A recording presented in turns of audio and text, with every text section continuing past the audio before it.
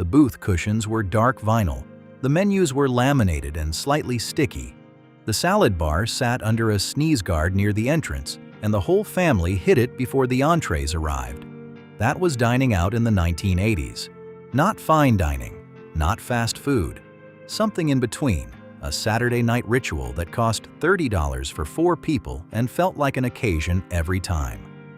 Most of those restaurants are gone now. The chains that defined the decade, the ones you drove past on the way to the mall, the ones your parents picked for birthdays and after-church lunches, closed quietly through the 1990s and 2000s and left nothing behind but a parking lot and a memory. Here are 14 of them we'd drive to tonight if we could. Chi-Chi's, the Mexican chain that made sopapillas a Saturday night tradition. Chi-Chi's was the restaurant that convinced Middle America that Mexican food was a special occasion. Not a taco stand, not a drive-thru, a sit-down restaurant with vinyl booths, sombreros on the walls, and a basket of warm tortilla chips hitting the table before you even looked at the menu. By 1985, Chi-Chi's had over 200 locations: the chimichanga platter, the nachos grande, the sopapillas at the end of the meal, fried dough, powdered sugar, a small cup of honey. You drizzled the honey into the pocket of the dough, and that was dessert done right. Families went there for birthdays. Couples went there for date nights. The margaritas came in glasses the size of fish bowls. Chi-Chi's was destroyed by a hepatitis A outbreak in 2003 linked to contaminated green onions at a Pittsburgh location. 4 people died. The company filed for bankruptcy within months. Every U.S. location was closed by 2004. For an entire generation of families who measured a good weekend by whether they were going to Chi-Chi's, it ended without warning. Rack's Roast Beef, the 500-location chain that almost out-Arby'd Arby's. Rack's was Arby's biggest competitor through most of the 1980s. At their peak in 1987, they had over 500 locations. The menu went beyond roast beef: baked potatoes, a salad bar, a full hot food bar. They were attempting to be a full-service fast food restaurant before anyone had figured out how to do that profitably. The problem was identity. Were they a roast beef chain, a salad bar concept, casual dining? The branding changed 3 times in 5 years. They tried positioning as the place for all seasons. Nobody knew what that meant. Today, there are approximately 4 Rack's locations left in the United States. All 4 are in Ohio. If you grew up anywhere else in the country, the Rack's beef bacon and cheddar is something you ate once as a kid and have spent decades trying to describe to people who have never heard of the place. Bonanza Steakhouse, where a sirloin cost $6 and the salad bar cost $2 more. Bonanza was the budget steakhouse for families who wanted steak without the check that came with it. You walked in, ordered at the counter, steak, chicken, or fish, and then hit the Western-themed salad bar loaded with macaroni salad, Jell-O molds, and rolls that disappeared faster than the staff could replenish them. At its peak in the mid-1980s, Bonanza had over 600 locations. The decor was always barn wood, rope lighting, and a painting of cowboys somewhere on the wall. Every table was heavy and laminated and slightly sticky in a way that no amount of cleaning ever fully resolved. By the late 1990s, the chain had shrunk dramatically. Today, fewer than 20 Bonanza steakhouses remain, all clustered in the upper Midwest. For most of the country, they are simply gone. Fuddruckers, the chain that handed you a half-pound patty and told you to finish the job yourself. Fuddruckers opened in San Antonio in 1980 and immediately changed what a fast food burger could be. You ordered at the counter. They called your number.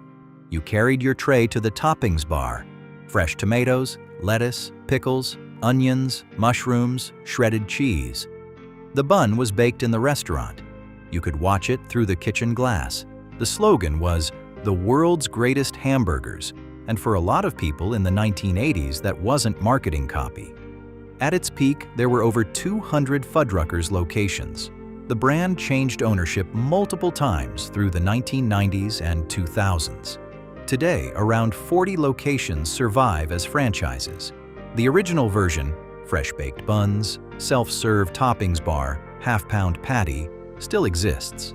The empire it looked like it would become in 1985 never quite arrived. Ground Round, the bar and grill that covered the floor in peanut shells and called it an atmosphere. Ground Round's gimmick was that you were allowed to throw peanut shells on the floor. You ordered a basket of peanuts at the bar, cracked them open, and dropped the shells wherever. By Friday night, the floor was a solid layer of shells, and the whole restaurant smelled like roasted peanuts and cooking oil. That was the point. The big screen TVs were there before big screens were standard. Kids ate free on certain nights. The burgers were exactly what you wanted after a movie. The chain had over 200 locations through the 1980s. Ground Round filed for bankruptcy in 2004, and most corporate locations closed immediately. Some franchise operators purchased their stores and kept the name running. Today, about a dozen Ground Rounds survive in the Northeast. The floors have been swept. The peanut shell experiment is over. Sizzler, the steak and salad bar combination that had a line out the door every Sunday after church. Sizzler resolved the family dinner argument in one concept. The steak came to your table. The salad bar was unlimited and included pasta, shrimp, and soft-serve ice cream in later years. The garlic bread arrived in a basket and was gone before the entrees. At its peak in the late 1980s, Sizzler had over 650 U.S. locations. Sizzler filed for bankruptcy in 1996 and again in 2020. Roughly 100 locations survive today, mostly in California and international markets. If you grew up in the South, Midwest, or East Coast, there is a good chance your local Sizzler closed in the 1990s, and the building became something else entirely. The salad bar is gone. The garlic bread is gone. What remains is the memory of that line stretching out the front door on a Sunday afternoon. Bennigan's, the Irish pub chain that made loaded potato skins a dinner menu institution. Bennigan's opened in 1976, but the 1980s were when it became the suburban Irish pub that wasn't Irish at all and nobody cared. Dark wood, brass fixtures, shamrocks on the menu, the Monte Cristo sandwich that was battered and deep-fried and dusted with powdered sugar. The potato skins came loaded with sour cream, bacon, and cheddar and were large enough to split as a meal. The bar was always slightly too loud. The happy hour was an institution. By the mid-1990s, Bennigan's had around 310 locations. In 2008, the parent company filed for Chapter 7 bankruptcy, and all corporate locations closed in a single day. No warning, no announcements. Employees arrived for their shifts and found the doors locked. Some franchise locations survived and still operate today. But the chain most people remember was gone overnight, the way restaurant chains sometimes are. Roy Rogers, the Western-themed chain that let you build your own sandwich before anyone else did. Roy Rogers was the fast food chain that trusted you. You ordered at the counter and then went to the Fixin's bar. Fresh lettuce, tomato, onion, pickles, condiments in squeeze bottles. You built it yourself. In 1982, that felt like a genuine innovation. The chain had over 600 locations at peak, mostly concentrated on the East Coast. The roast beef sandwich, the gold miner chicken, the fresh-cut fries. Marriott sold Roy Rogers to Hardee's in 1990, and Hardee's converted the majority of locations. A few hundred survived under the original name and were eventually spun off separately. Today, there are around 50 Roy Rogers locations left, almost all in the mid-Atlantic states. For the rest of the country, the Fixin's bar is just a thing you remember describing to someone younger and watching them not fully understand why it mattered. Stuart Anderson's Black Angus, the West Coast steakhouse that made prime rib feel like a special occasion even on a Tuesday. Stuart Anderson's Black Angus opened in Seattle in 1964, but the 1980s were its decade. Every location was built to look like a ranch: dark wood, black iron lettering, cedar plank walls inside, dim lighting, booths big enough to get lost in. The salad bar came with every meal.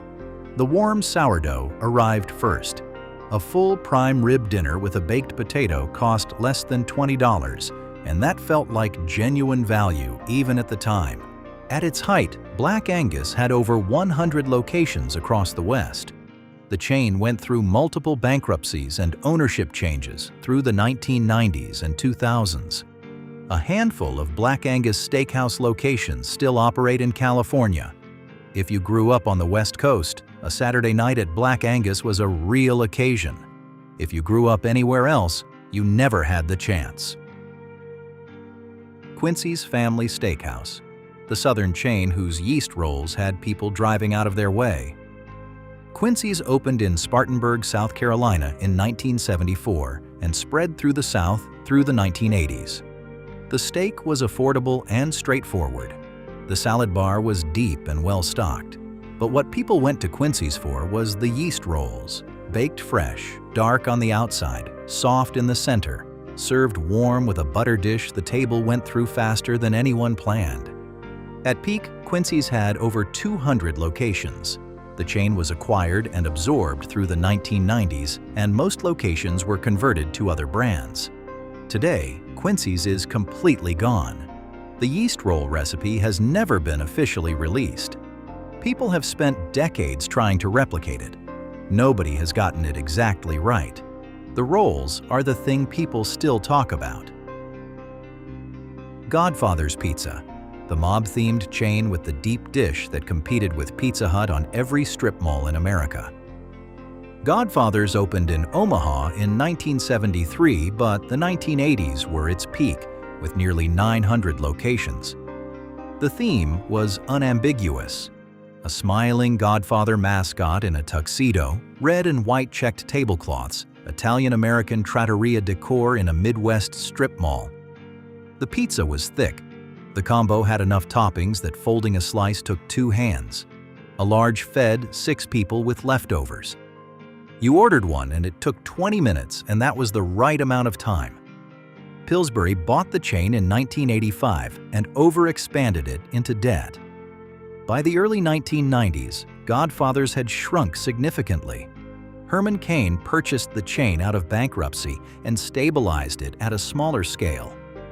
Around 200 Godfather's locations survive today, concentrated in the Midwest. If you've never had the combo on original crust, the experience still exists. You just have to know which states to look in. Baker's Square, the pie restaurant that gave you a dessert worth planning the whole dinner around. Baker's Square understood the real reason people go to restaurants. There was a full menu, burgers, sandwiches, omelets available all day. But the pie case near the entrance was the whole point. A full rotating display of pies, French silk, banana cream, coconut cream, apple, cherry, visible through the window from the parking lot. You decided what you were ordering for dessert before you sat down. At peak in the late 1980s, Baker's Square had over 200 locations, mostly in the Midwest. The slice came with real whipped cream and more of it than you expected. Families ordered coffee and pie after dinner the way other families watched a movie. Today, around a dozen Baker's Square locations survive in the Chicago area. For the rest of the country, they are a memory. But somewhere in the back of your mind, you still know exactly what a slice of French silk pie looked like sitting under that case light. Steak and Ale, the chain that invented the unlimited salad bar, then watched every competitor copy it and win. Norman Brinker opened the first Steak and Ale in Dallas in 1966. It was the first casual dining steakhouse in America. Affordable steaks, dim lighting, and the unlimited salad bar that changed the industry. Every chain that followed took that idea and ran with it. Ruby Tuesday, Sizzler, Ponderosa, Ground Round, they all owe something to what Brinker built. By 1976, Steak and Ale had over 100 locations. The imitators came fast. The chain sold multiple times, and each new ownership group tried a different reinvention. Nothing worked. The last steak and ale locations closed in 2008 during the financial crisis. A revival attempt in 2015 opened one location in Texas and closed it in 2020. The chain that invented the salad bar couldn't survive the world it built. Delights of America, the healthy fast food chain that lasted exactly 3 years. In 1981, two Atlanta businessmen looked at fast food and decided the next big thing was low-calorie versions of everything. Delights would serve burgers, chicken sandwiches, and fries, but lighter. The marketing was perfect for the aerobics decade. The franchises sold fast. By 1984, there were over 100 locations. The burger was a 280-calorie patty on a reduced-calorie bun. The fries were baked. The ice cream was frozen yogurt. People tried it. People also kept going to McDonald's. Delights filed for bankruptcy in 1987. The concept was 20 years ahead of its market. The audience that would have embraced Delights didn't arrive until the mid-2000s. In 1984, the country wasn't ready to pay extra to eat less. Delights asked the right question at exactly the wrong time. 14 restaurants. 14 reasons to get in the car on a Saturday night when everyone agreed on where they were going.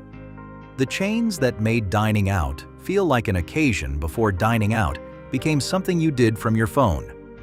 Which one do you still think about? The one you'd drive to tonight if it were still there? Drop it in the comments. We read every single one. And if this brought something back, hit subscribe. There's plenty more where this came from.